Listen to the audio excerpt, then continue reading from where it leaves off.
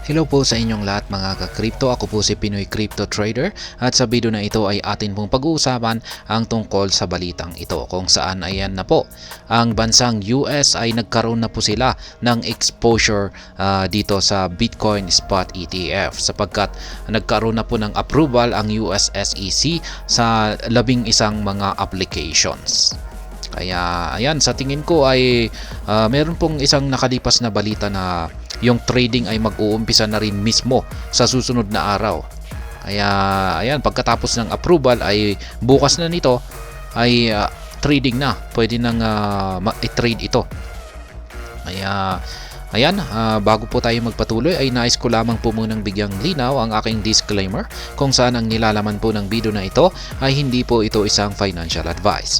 For education and information purposes lamang po ang layunin nito. Maliban po dito ay nais ko na rin pong magbigay babala na wala pong kahit anumang group chat ang Pinoy Crypto Trader. At ayan, the United States Securities and Exchange Commission has finally approved the launch of Bitcoin Spot Exchange Traded Fund. Ayan po yung inaabangan ng lahat. Ayan, yung tinututukan ng lahat na magaganap, isang malaking kaganapan ngayon at nangyari na po ito. Nagkaroon na po ng approval ng Spot Bitcoin ETF. Sa mga bago lamang po rito, mga bagong dating, mga bagong investor na wala pong ideya sa mga nagaganap ngayon at napapanong kung ano nga ba yung Spot Bitcoin Exchange Traded Fund na yan. Ay, ito po ay isa po itong parang traditional form of investing. Yung parang sa stocks na rin. Kaya yung paraan po ng pagtitrade dito ay meron pong isang management firm. Yan, yung katulad nila BlackRock, yan, Grayscale, ayan. Kung saan ay mas safe at saka secure po yung pagtitrade ng Bitcoin dito. Ayan, kasi ito ay ino-oversight or binabantayan po ng SEC mismo. Kaya maliban po rito ay hindi na rin po natin kailangan ng mga private keys. Ayan, yung management firm na mismo ang bahala sa mga yan. Kaya mas secured po siya. Mas secured kumpara po sa mga dati na yan, linalagay po natin sa ating mga private wallets. Kaya ayan, kaya kung pag hindi po natin alam yung ginagawa natin, lalong-lalo na kung pag hindi po tayo magaling sa technical, ay talagang pwedeng mawala yan or pwedeng ma-hack. Kaya yan po yung mga risk. Pero ngayon, pagdating po rito sa Spot Bitcoin Exchange Traded Fund, ay ayan, parang nagtitrade na rin po tayo sa mga stocks. Mas secured. Yan, mas secured siya at meron po talagang regulated na binabantayan po siya. Ibig sabihin kung pag regulated ay binabantayan po siya ng US SEC. Kaya kung pag may nangyari po sa ating funds, ay syempre hahabulin po sila ng SEC. Ayan, at papanagutin. Kaya ayan. At maliban po rito ay yung pag-approval na ito ay sa bansang US ay malaki po ang papasok ng mga financial institutions or investor na mag-i-invest ngayon dito kay Bitcoin. Ayan, yung mga companies, mga financial companies dito sa bansang US ay yan, magsisidagsaan po sila na mag-i-invest dito kay Bitcoin sa mga sa mga exchange traded funds na ito. Kaya ang dulot niyan ay magkokos po yan ng demand kay Bitcoin. At kung pag may mataas yung demand, ay syempre babagsak yung supply at ang magiging impact sa market price ay aangat po ito, sasabog po ito. Pero mukhang sa ngayon ay mukhang hindi pa natin nararamdaman yung pagsabog ni Bitcoin. Pero sa isang balita ay yung mga altcoins daw yung nagpapakita ng magandang performance ngayon. Kaya ayan, tuloy po natin yung balita natin dito. In a groundbreaking move, the securities regulator approved a total of 11 spot-based Bitcoin ETF applications filed by top asset management companies. Some asset managers that received the SEC's blessings include ARK Invest and 21 Shares, BlackRock, Fidelity Investment, and Hashdex.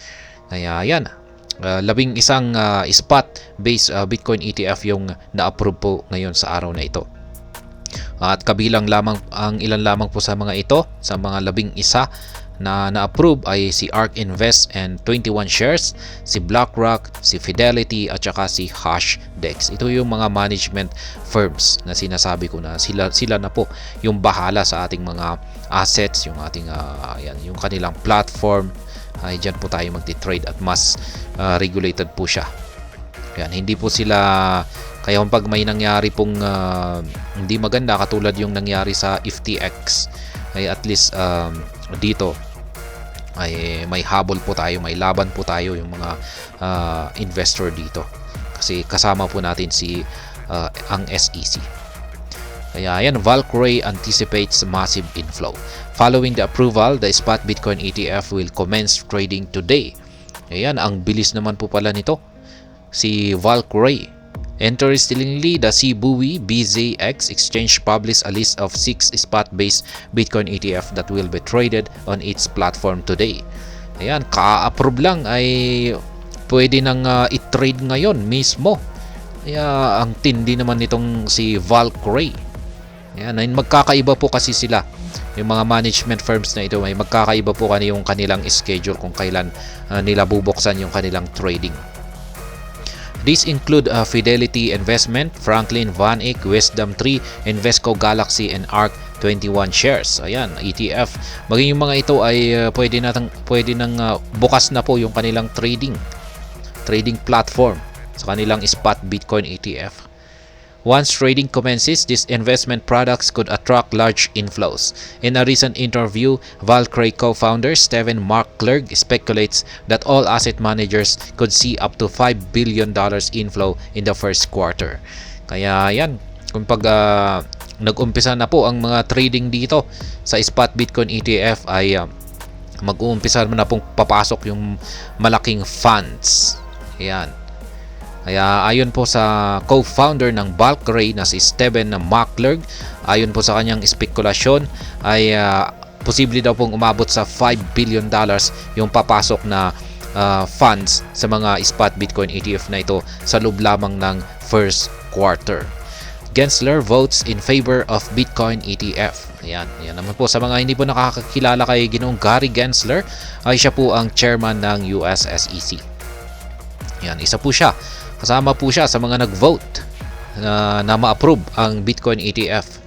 Maski isa na rin po siyang kilalang critics ng mga cryptocurrencies katulad ni Bitcoin. At kanina ay meron po tayong balita kay Ginoong Gary Gensler na yung kanilang approval sa spot Bitcoin ETF ay hindi raw po ito pagpapakita ng endorsement. Ayan, meron pa rin po siyang warning yan sa mga investors na nag-i-invest dito kay Bitcoin. The development comes after SEC commissioners voted to decide whether to approve or deny the multiple Bitcoin spot ETF applications.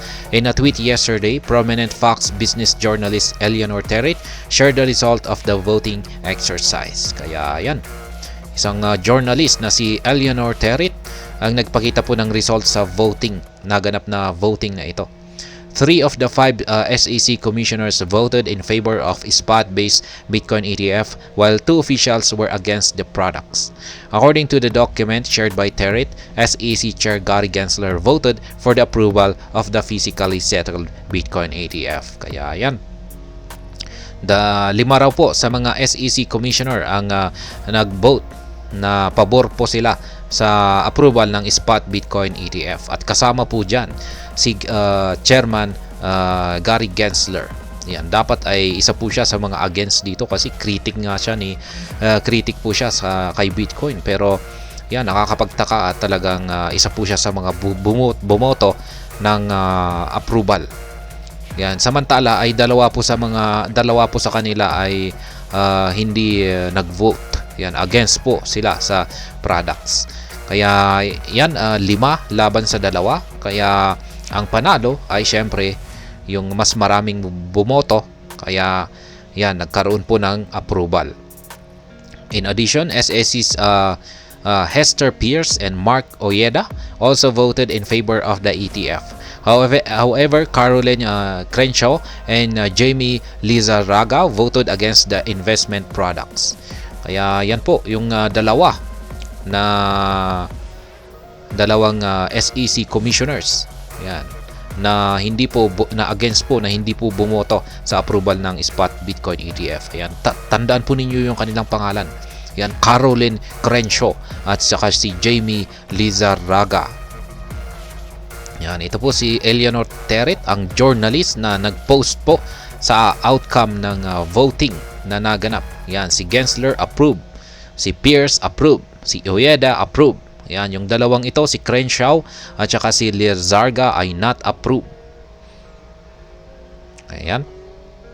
In the past years, the SEC has denied the launch of a spot-based Bitcoin ETF, claiming that these products carry substantial risk. However, the SEC was put under intense pressure last year after recording a resounding defeat against Grayscale in court.